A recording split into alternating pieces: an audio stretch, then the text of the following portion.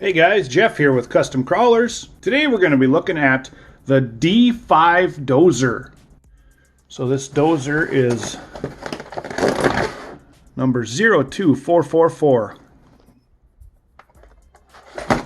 I know this model's been around for a few years, and this is not the first time that it's being opened up and looked at and everything, but we haven't done it ourselves, and we thought, what better time to do it than right now? So let's go ahead and get into this model here.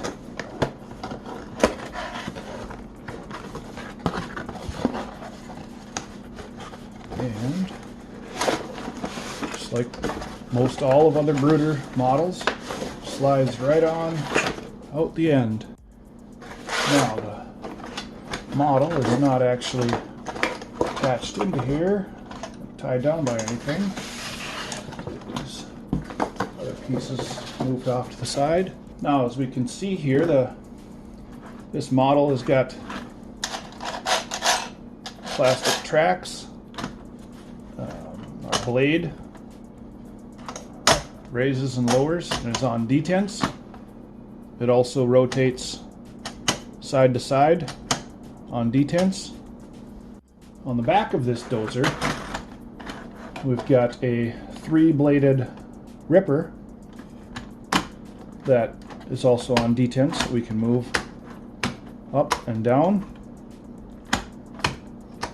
Another cool thing about this D5 is this rear unit can unattach off the back, and included is a hitch attachment, so that you could pull a trailer or some other type of equipment behind that. So that's kind of cool.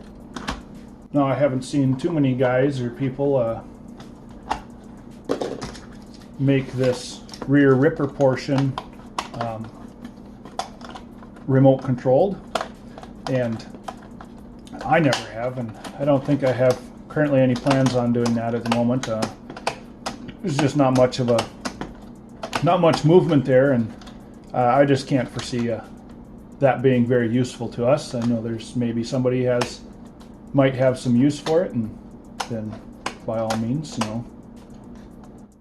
figure that out and build it. So let's take this back off there again. Set her to the side. So the dozer is fairly small compared to the D11. If we take a look, we're at 9 3/4 inches approximately from the front, farthest most point on the front blade to the back. And width-wise,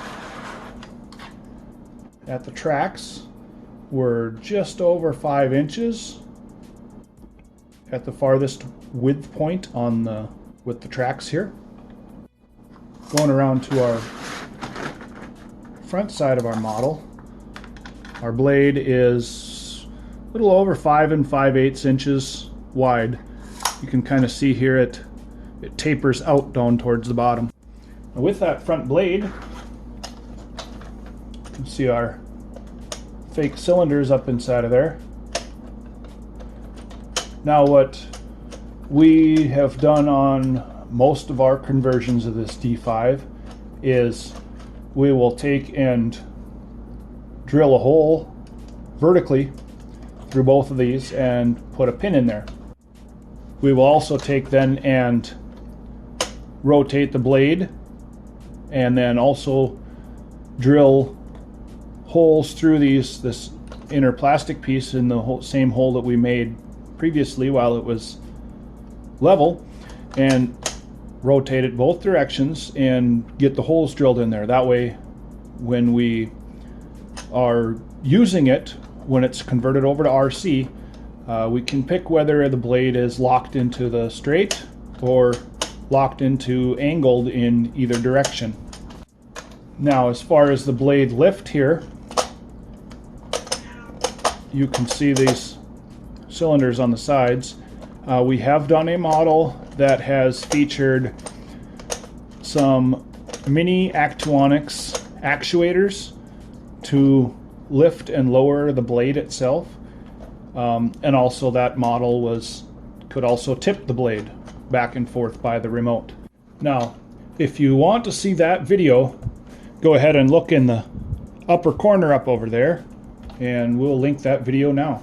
Continuing on here, as you'll notice, this D5 dozer, the blade travel down is limited by some notches cut out into our front arm, and that goes down and hits against where our front drive shaft runs through, that ties to our idler wheels here. We'll go ahead and get this model broke down here quick, and we'll show you what I was talking about. Now, as I was mentioning here, so if we look at our front of our unit, this is where our drive shaft runs through. This portion here, that front blade goes down and hits onto that. Now right up in through here.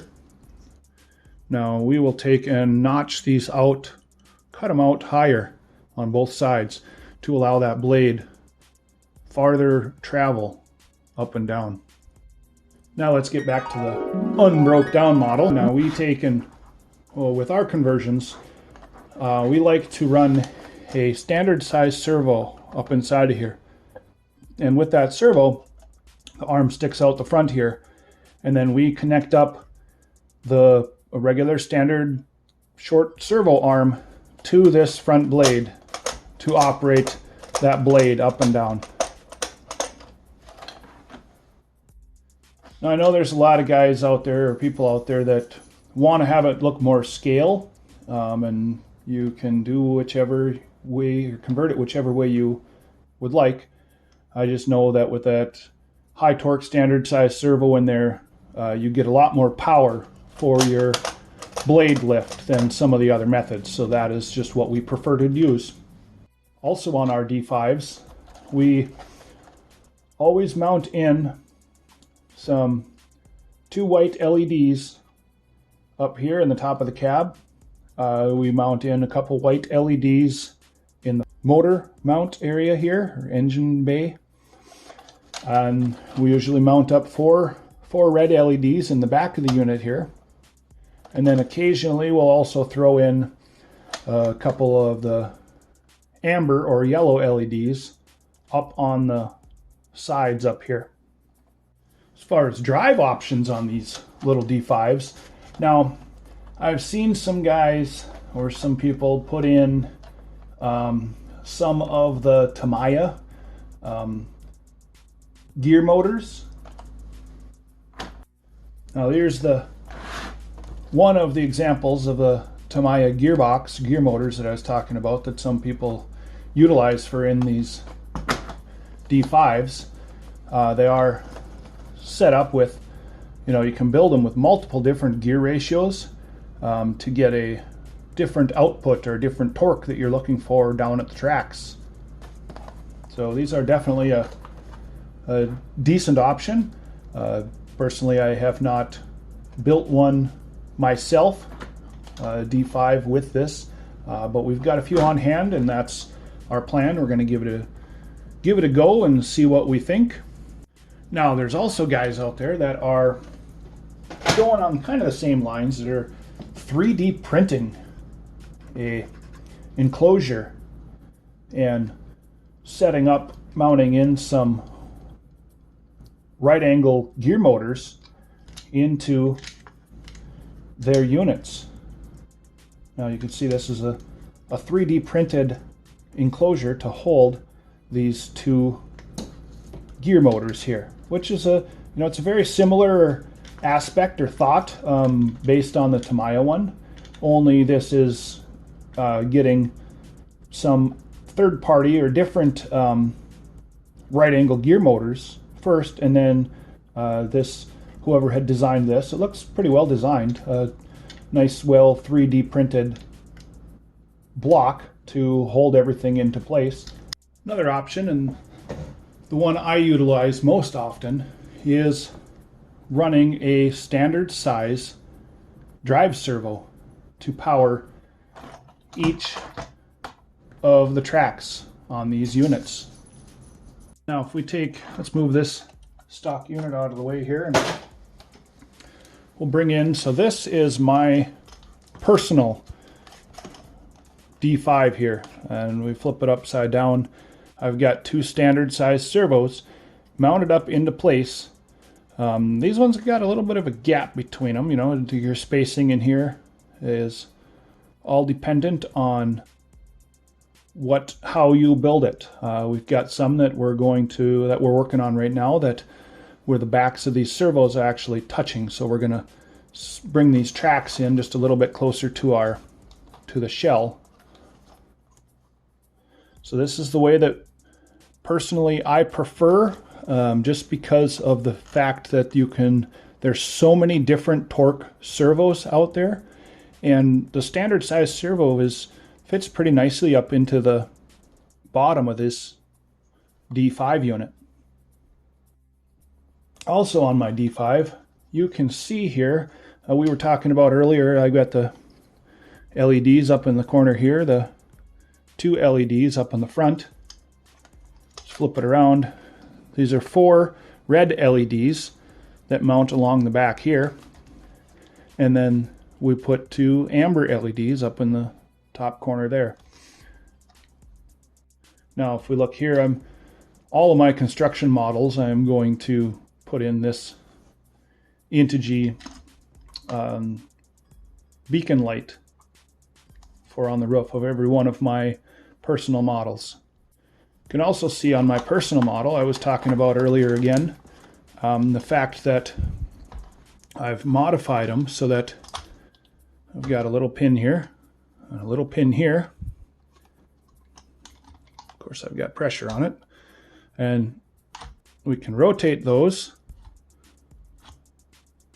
and then we can pin them into place so that they won't turn, and we can run our model straight, or we can run our model with the blade angled and then drop these pins. It's just a bent aluminum piece here, and we can drop these pins back into place and push our material. So those are pretty much the couple different items that when we take a look at these little D5s here, we'll be having a disassembly video coming as well to our channel to show how to break down these D5 models and get them ready for your modification. Also, this will accompany our D11 breakdown video, and if you haven't seen our D11 breakdown video, let's go ahead and take a peek up in the corner up there. And so I think that's going to wrap us up for some of our clips that we've got here, or we're going to put together for this D5 on this day. So if you've got any questions, please send us an email at products@customcrawlerz.com, and we'll be happy to help you out in any way we can. Until next time,